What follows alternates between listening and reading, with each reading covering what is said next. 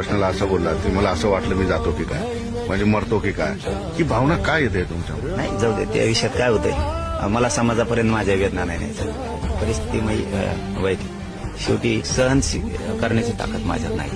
आणि त्या इतक्या भयान वेदना होत्यात ना, त्या वेदना असं वाटतं की मी जातोय की काय.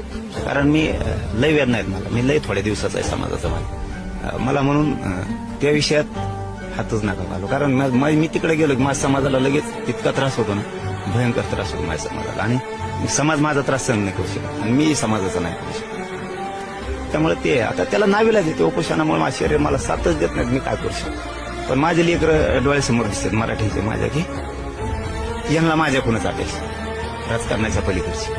तर मी काय करू शकत नाही. मला सारखे सारखे बघा, इथे सलाईन लावायला लागते, इकडे पण लावलं. माझी वाईट परिस्थिती. पण मी आता कुटुंबच माझं समाज, मला समाजशिवाय नाही